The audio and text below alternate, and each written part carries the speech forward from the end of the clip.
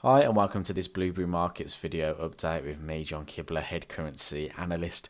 In this video we're going to take another look at the US dollar as we expect that weakness to start coming into the markets.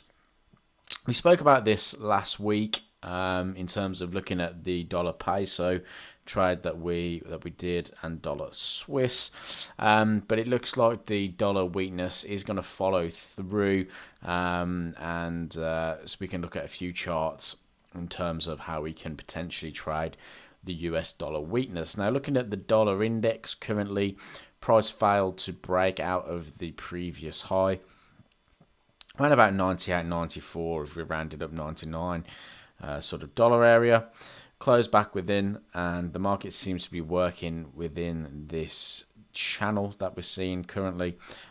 So we do expect price to come and retest that channel support before maybe even bouncing or breaking through that channel support through there. So short term to medium term, looking at the weekly time frame, looking for that dollar weakness to come into play through there.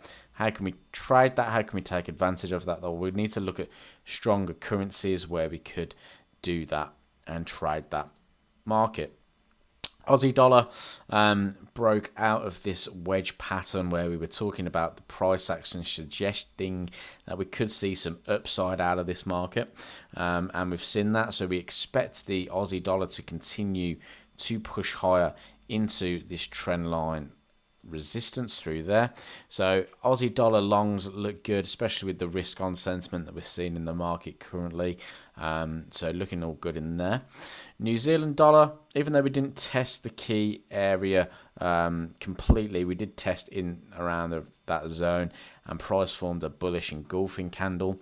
Interestingly enough here, the commitment of trader reports show an increase in long contracts from the commercial market in the for the New Zealand dollar, suggesting that we could see some upside here as well. So Kiwi and Aussie looking good.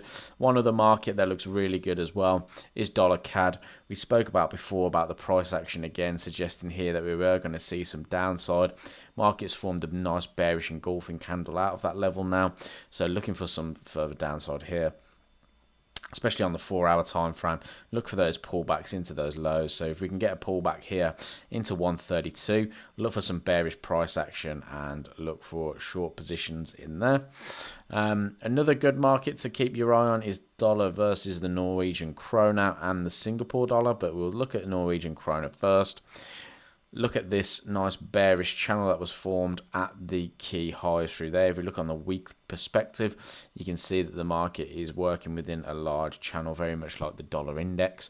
Price has formed a nice reversal pattern here, and price could look to push back down into the 8.79s or the 8.88s. So looking at that move to follow through there. Again, look at your 4-hour time frames, look for your lower highs and lower lows, and at the minute we're starting to see a nice little impulse down. So looking for the market to push back into this sort of area, give us a nice bit of bearish price action and look to short through there, very much in line with the dollar sentiment currently. So moving on to our final pair of interest is the dollar Singapore, very similar to dollar NOK.